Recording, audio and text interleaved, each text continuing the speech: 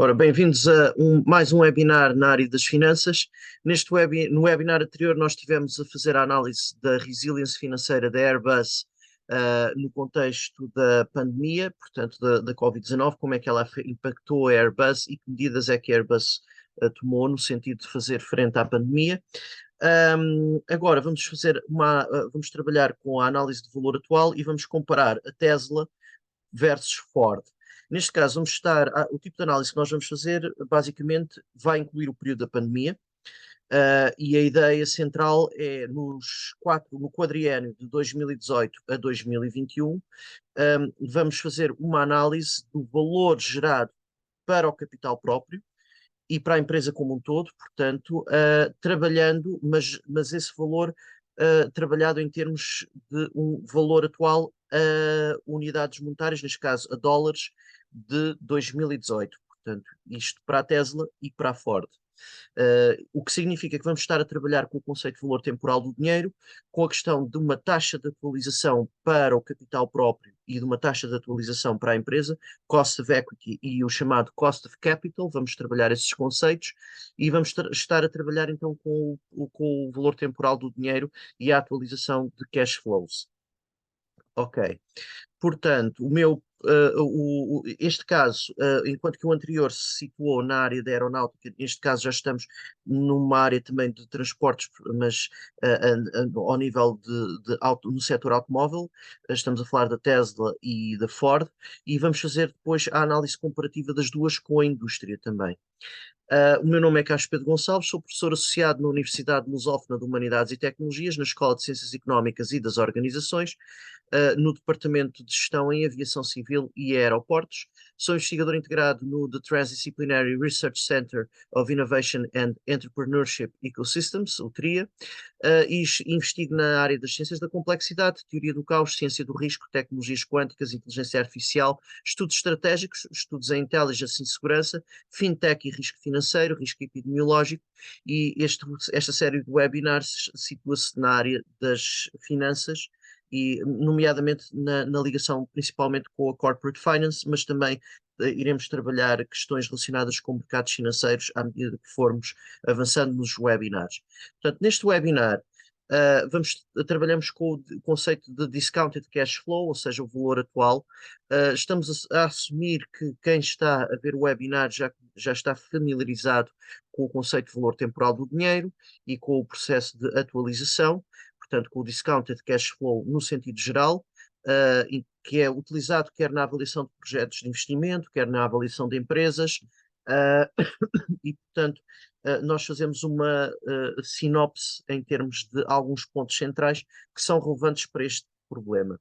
Portanto, qual é que é a nossa questão? A nossa questão é qual é que é o valor gerado por uma empresa ao longo de um período de tempo a valores de um ano de base, sendo que esse valor gerado está a ser avaliado em termos de cash flows, nomeadamente cash flows do período ou free cash flows. Free cash, portanto, e vamos ter duas taxas de atualização, uma para os free cash flows e outra para o cash flow do período. Ok.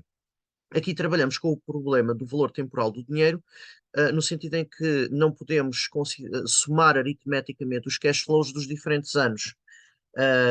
E há aqui, ou seja, não são comparáveis. Temos de utilizar aqui a questão, para avaliarmos em termos de valor gerado a euros de um ano, neste caso de 2018, num quadriênio, que é isso que nós vamos analisar, e vamos estar a trabalhar, portanto, com dados reais. A grande questão que se coloca é que há aqui a questão do valor temporal do dinheiro, no sentido em que um dólar, neste caso vamos estar a trabalhar em dólares, podemos falar em euros, portanto, uma unidade monetária num dado ano não é a mesma coisa que essa unidade monetária em um ano, em termos, devido a vários fatores, nomeadamente o comportamento do índice geral de preços, por exemplo, a inflação. Se estamos num cenário de subida geral de preços, o dinheiro vai se desvalorizar. Portanto, o simples facto de termos um dólar hoje, se, por exemplo, guardarmos, ou podíamos pensar assim, 1.000 dólares, tínhamos hoje 1.000 dólares, Eu estou a falar em dólares porque vamos estar a trabalhar com o mercado norte-americano, neste caso, quer a Tesla, quer a Ford, vão ter a unidade monetária definida em dólares. No caso da Airbus, estávamos a falar em euros, mas a questão aplica-se, portanto, os conceitos aplicam-se à mesma. Mas vamos pensar assim: tinha US$ 1.000 e guardava-os em casa, não os punha no banco, tinha US$ 1.000. E esses US$ 1.000 num cenário inflacionista de subida geral de preços, assumindo que eu estou no território, por exemplo, norte-americano, portanto, num cenário de subida geral de preços, o que é que acontece? Esses US$ 1.000 vão perder poder de compra. Portanto, num caso de um cenário de subida geral de preços, num cenário inflacionista, vai haver perda de poder de compra. Porquê? Porque esses US$ 1.000, os preços vão subir em geral e o mesmo cabaz de bens que esses US$ 1.000 me permitiam comprar num dado momento, já não é o mesmo, portanto é um cabaz inferior daí a um ano, por exemplo, num caso de um cenário inflacionista. Pensando também, a mesma questão se colocaria em euros, portanto eu estou aqui na zona euro, tinha 1 milhão de euros, por exemplo, e se esse 1 milhão de euros estivesse parado, por exemplo, vamos pensar, estava à ordem no banco, ninguém é louco o suficiente para ter 1 milhão de euros à ordem no banco, mas vamos pensar assim, tínhamos o dinheiro à ordem. Ora, o que é que acontece? Se tivermos um cenário inflacionista, esse 1 milhão de euros parado está a perder valor, no sentido de capacidade de compra. Claro que se tivermos num cenário deflacionista, ou seja, de uma queda geral de preços, vamos ganhar em termos de poder de compra. Mas a questão que se coloca é que estamos também a perder a um outro nível. Portanto, a questão da inflação, do comportamento geral dos preços, não é a única questão que se coloca ao nível de valor temporal do dinheiro.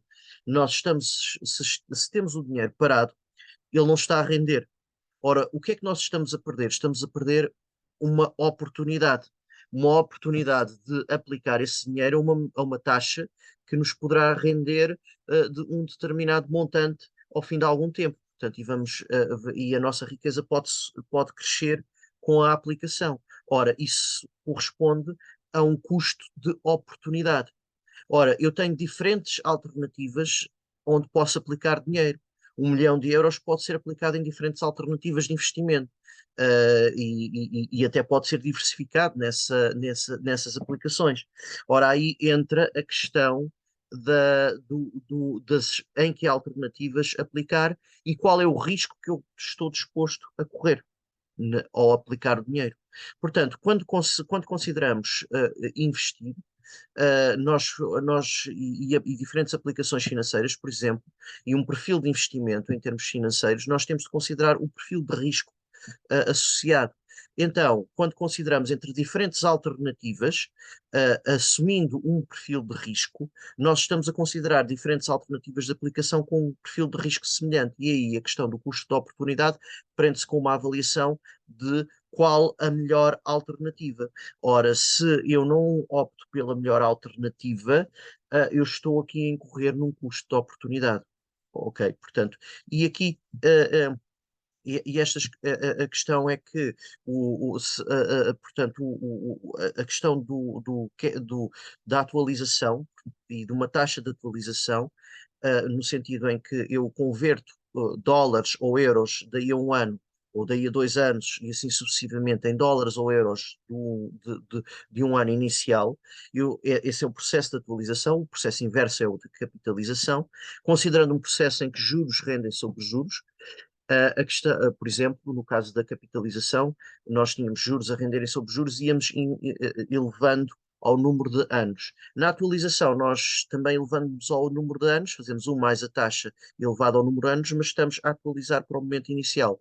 Ora, essa taxa de atualização deverá refletir o quê? A questão, a previsão em termos de comportamento da inflação, as alternativas de aplicação com um perfil de risco semelhante. Portanto, esse custo de oportunidade. Ora, e podemos então expressar dólares de um ano em dólares de um ano base, portanto, ou de diferentes anos, portanto, em dólares de um ano base, ou euros de um ano base,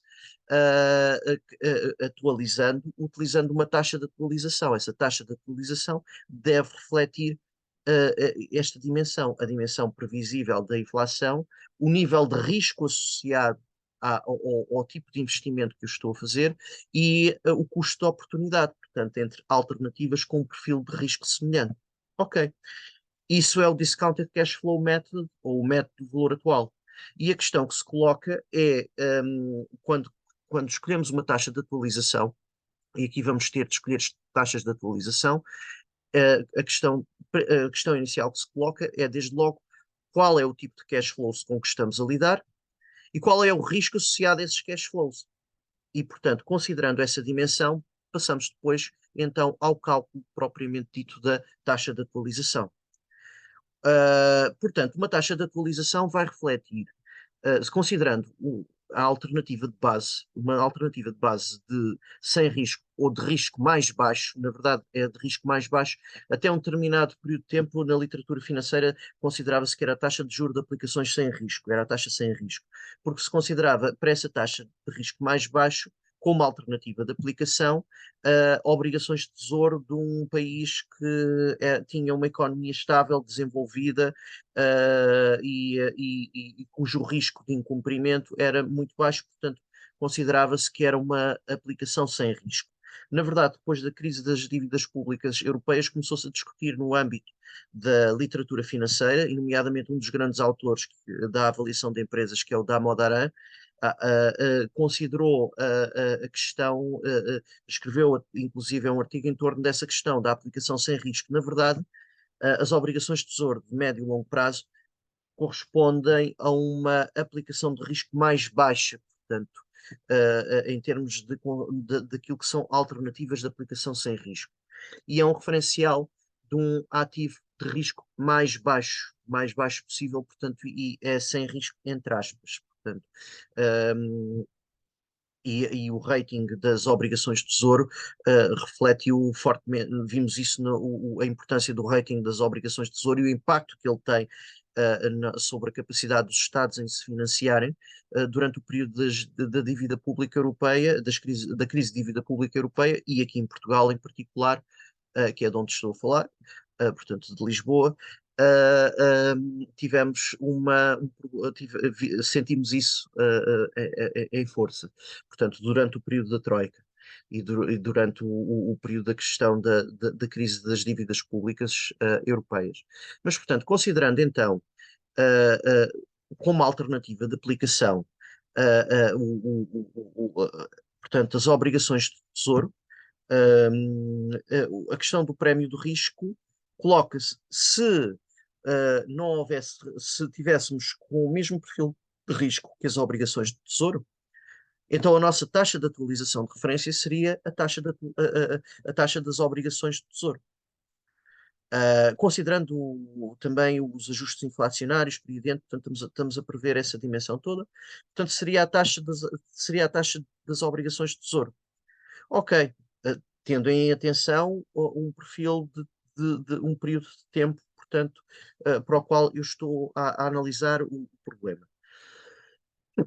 Ora, a questão que se coloca aqui é que a essa taxa nós acrescentamos, mas em termos gerais, as aplicações que fazemos, ou um investimento, e quando consideramos, por exemplo, cash flows de uma empresa, não estamos ao mesmo nível de risco que é esse tipo que é o das obrigações de tesouro. Portanto, estamos a considerar um risco mais elevado. Aí coloca-se a questão do prémio de risco, ou seja, o prémio de risco aqui funciona como um ajuste da taxa para o nível de risco correspondente aos cash flows sob análise. Então, esse prémio de risco pode ser calculado como a diferença entre a taxa de atualização também e a taxa de juros das obrigações de tesouro sem risco. Ok, temos então esta dimensão. Uh, Vamos considerar então a primeira taxa agora, e este primeiro webinar é só para analisar essa primeira taxa de atualização, que é o Cost of Equity. Portanto, é a taxa de atualização para os cash flows do período. Os cash flows do período ficam para quem? Para os donos da empresa, portanto, para os detentores do capital próprio ou equity holders. Ok. Então aí a taxa de atualização que deverá ser utilizada deverá ser o Cost of Equity, o custo do capital próprio. O cost of equity, então, é a taxa de atualização utilizada para atualizar os cash flows para o capital próprio. Então, o prémio de risco deverá refletir o risco para os detentores do capital próprio, ou seja, os equity holders. Então, o KPE é igual a quê? É igual à taxa de juro das obrigações de tesouro, de referência que estamos a utilizar para o período sob análise, mais um Equity Risk Premium, ou seja, o prémio de risco para o capital próprio, ou Equity Risk Premium. Então, esse Equity Risk Premium, à partida, como calcular o Equity Risk Premium? Não há um único meio. Portanto, podemos seguir diferentes vias para o cálculo do Equity Risk Premium. Temos de refletir, temos de chegar a uma taxa de referência e essa taxa de para chegarmos a essa taxa, deveremos, ou para colocarmos esse prémio de risco, devemos fazer uma análise de risco que reflita o risco incorrido. E há diferentes vias que poderiam ser implementadas.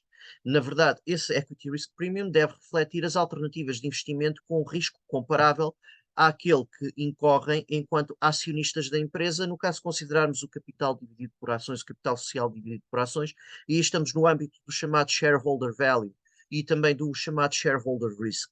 Ok. Também podíamos ter capital dividido por cotas e, portanto, e aí o risco é para os donos da empresa, no fundo. Temos as duas possibilidades, ou uma sociedade de responsabilidade limitada, capital social dividido por cotas, ou uma sociedade anónima em que temos o capital social dividido por ações. No âmbito norte-americano e no âmbito que nós vamos ver aqui, quer a Ford, quer a Tesla, estamos a falar de ações, estão cotadas em bolsa, e, portanto, falamos de shareholder value, shareholder risk, portanto, estamos a analisar o valor para o acionista, no fundo. Quando estamos ao nível desta análise dos cash flows do período e do equity risk premium e desta taxa de atualização, estamos a falar de shareholder value. Ora bem, então, como chegar a essa taxa? Uma via é utilizando uma referência de risco em termos de aplicações no mercado de capitais ou nos mercados financeiros no sentido mais alargado. Ou seja, em alternativa a comprar ações da Tesla ou comprar ações da Ford ou de qualquer outra empresa, o que é que eu posso fazer? Eu posso aplicar esse dinheiro num cabaz de ativos financeiros diversificado.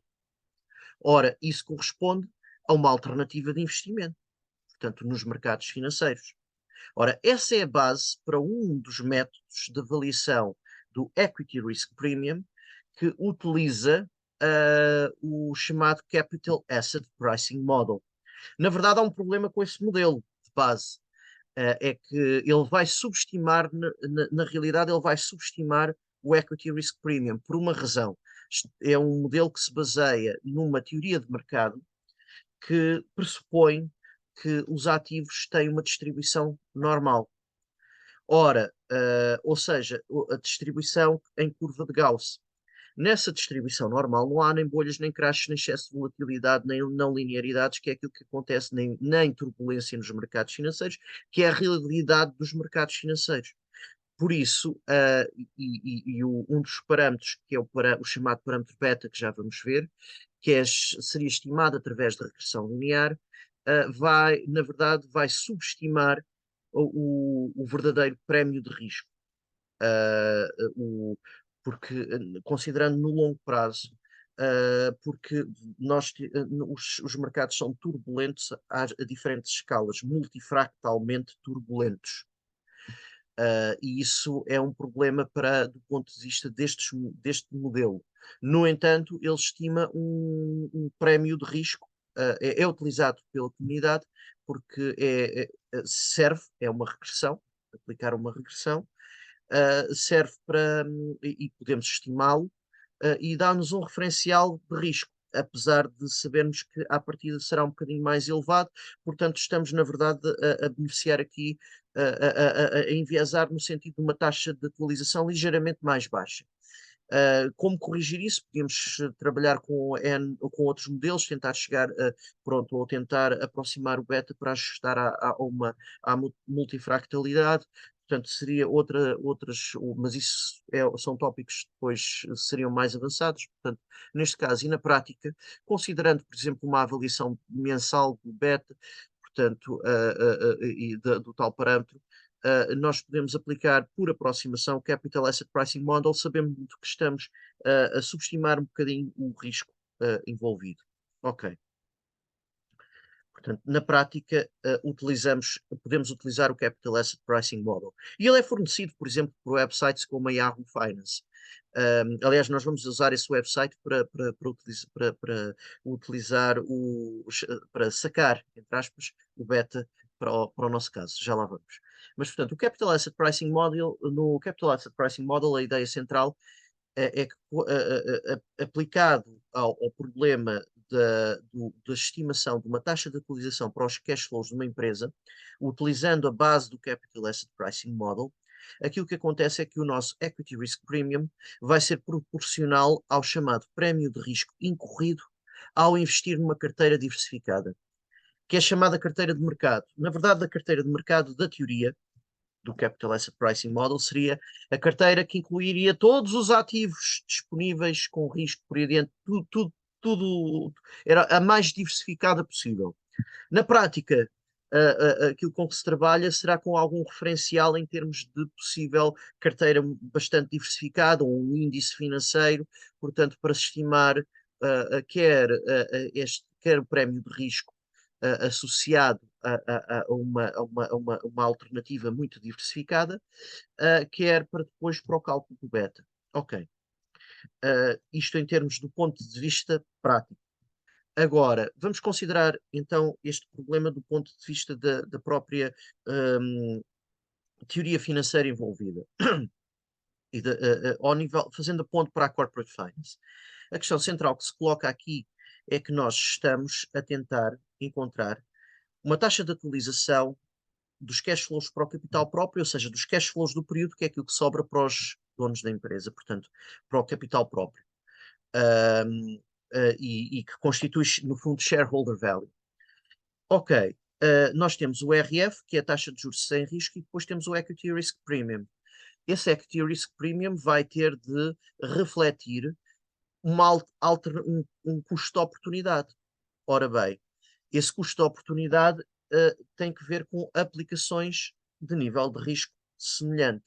Ok. Então, este prémio de risco vai ser indexado a um prémio de risco de mercado, aqui.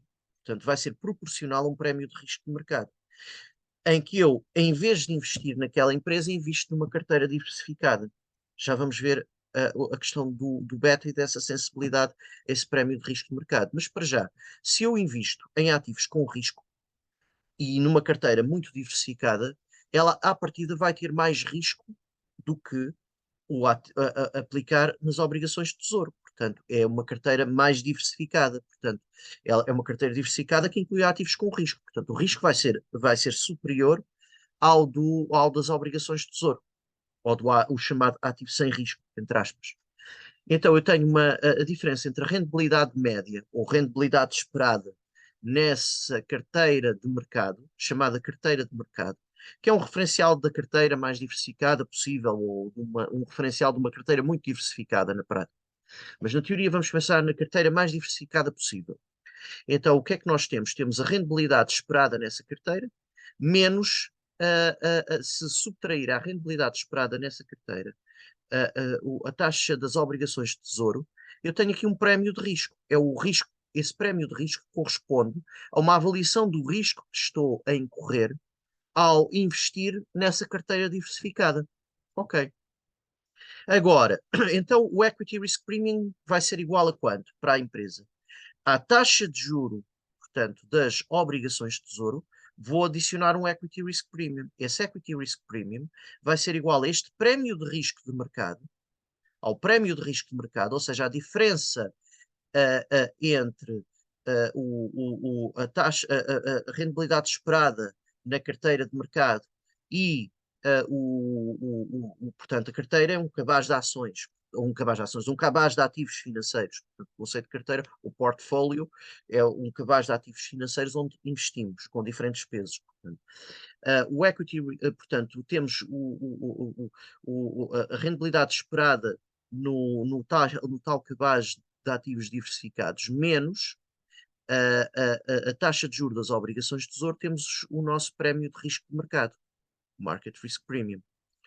Ora, esse Market Risk Premium vai haver, portanto, aquilo que acontece é que o KPE vai ser dependente desse Market Risk Premium, vai ser proporcional a esse prémio de risco de mercado.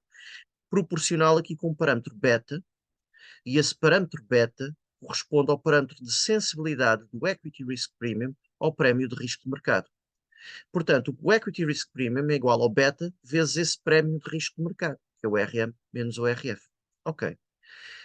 Se o beta for maior que 1, significa que o risco que estou a incorrer ao investir nesta empresa, por exemplo, tem um maior risco ou barra uma maior volatilidade do que o mercado. Ou seja, a sensibilidade do prémio do risco para o capital próprio em relação ao mercado é maior que o, ok? Portanto, tem um maior risco do que o prémio de risco de mercado. Se o prémio de risco de mercado, por exemplo, subisse por 10%, por exemplo, se fosse beta igual a 2, se o prémio de risco de mercado, por exemplo, subisse por 1%, nós teríamos um prémio de risco a subir por 2%, por exemplo. Isto no caso de alterações no prémio de risco de mercado. Portanto, mas considerando o prémio de risco de mercado como referencial, o que é que nós temos? Temos beta maior que 1, tem maior risco do que o risco de mercado. Beta igual a 1. Ora, se beta igual a 1, vamos ter o KE vai ser exatamente igual ao RF mais o quê? Mais o prémio de risco de mercado. E se reparar, se beta for igual a 1, ficava RF mais RM menos RF, o RF estava com o RF, então o KE, o meu cost of equity, coincidia exatamente com a rentabilidade esperada na carteira de mercado. Portanto, eu estava a incorrer, ao investir naquela empresa, eu estava a incorrer no mesmo padrão de risco de investir na tal carteira diversificada, ultra diversificada. Portanto, e se o beta fosse igual a 1? Se o beta for menor que 1, então eu tenho um menor risco, barra, menor volatilidade, em relação à nossa carteira de mercado. Portanto, ou seja, tem um menor risco em relação ao prémio de risco de mercado. Ok. Vamos ver um exemplo para o caso da Tesla, Ford e a indústria. Uh, o prémio de risco de mercado que nós temos aqui é fornecido pelo Damodaran. Os valores que nós estamos a analisar vai ser para 2000 vai ser a taxa de atualização vai ser definida em relação a 2018 e vai ser utilizada para atualizar para 2018 cash flows, aquilo que foram os cash flows de 2019, 20, 21. Portanto, estamos a atualizar para 2018. Portanto, 2019, 20, 21 foram cash flows futuros e vou atualizá-los para onde? Para o ano de 2018. Ok. O present value vai ser em relação a 2018. E agora esta taxa é para os cash flows para o capital próprio. Ok. Temos a taxa de juros das obrigações de tesouro. Isto foi de 2018, estes dados foram recolhidos a partir do website da Modaran, que é um dos grandes autores da valuation, portanto, da avaliação de empresas e da corporate finance, e ele tem lá tem os equity risk premium e tem por indústria. E para a indústria da Tesla e da Ford, a taxa de juros, para já temos a taxa de juros das obrigações de tesouro e ele fornece o prémio de risco de mercado. Para a indústria onde opera quer a Tesla, quer a Ford, tem o beta. Portanto, estamos a usar os referenciais de 2018. E o beta, neste caso, era de 0,7929, portanto, inferior a 1. Estes beta que nós temos aqui, portanto, é o da Tesla e o da Ford, correspondem ao quê? Correspondem aos valores obtidos a partir da Yahoo Finance. Portanto, isso fomos buscar a Yahoo Finance, estes valores.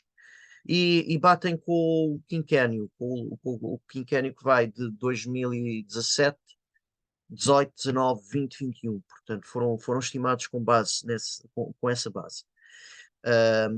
Portanto, e reflete à partida o beta não flutuará muito, portanto, aquilo que nós encontramos aqui é uma diferença entre os beta, Portanto, a Tesla tem um beta de 1,91, a Ford tem um beta de 1,41 e a indústria um beta de 0,7929. Portanto, quer a Ford, quer a Tesla têm um nível de risco superior à indústria. Mais ainda, temos um maior risco, uma maior volatilidade do que o prémio de risco de mercado, está a refletir um maior risco do que o prémio de risco de mercado, portanto vai ali amplificar um bocadinho em relação ao prémio de risco de mercado, portanto estamos a trabalhar com um beta maior do que um, não é um beta igual a um, portanto à partida nós temos então este maior risco associado quer à Tesla, quer à Ford, em comparação com a indústria com betas superiores a 1. No caso da Tesla, temos um beta de 1,91. No caso da Ford, o beta é de 1,41. Portanto, a Ford tem um beta ligeiramente menor do que a Tesla. A Tesla tem um risco um bocadinho maior. E temos aqui o cost of equity estimado. Portanto, como é que foi estimado então o cost of equity? Multiplicamos o beta pelo prémio de risco de mercado, que é o tal RM-RF, beta vezes o prémio de risco de mercado, mais a taxa de juros das obrigações de tesouro. Portanto, ou melhor, à taxa de juros das obrigações de tesouro, adicionamos o produto do beta, ou a multiplicação do beta, pelo prémio de risco de mercado, para cada um deles. E chegamos a uma taxa de 14%, ou uma taxa de atualização de 14%, cerca de 14% para a Tesla, cerca de 11% para a Ford e cerca de 7% para a indústria. Portanto, a indústria tem uma taxa de atualização bastante mais baixa, um KPE, um cost of equity. O cost of equity da indústria é mais baixo, quer do que a Tesla, quer do que a Ford. O que é que explica esse ser mais baixo? Tem que ver com o beta, portanto, neste caso. O beta vai determinar-me aqui o prémio, o Equity Risk Premium. E vemos aqui na última linha os Equity Risk Premium. O Equity Risk Premium da indústria é de 4,7256%, enquanto que o da Ford é de 8,4036% aproximadamente, e o da Tesla é aproximadamente 11,3836%. Portanto, a empresa aqui que tem o maior Equity Risk Premium, e este Equity Risk Premium é estimado como multiplicando o beta pelo prémio de risco de mercado.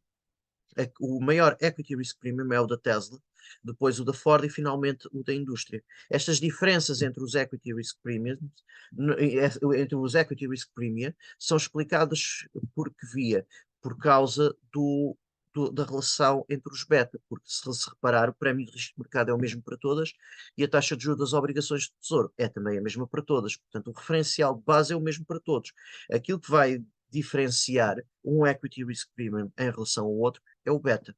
Portanto, isto foi o primeiro conceito que nós demos hoje, neste webinar, que é o cost of equity. Portanto, hoje estimamos o cost of equity e apresentámos os conceitos fundamentais em relação à estimação do cost of equity.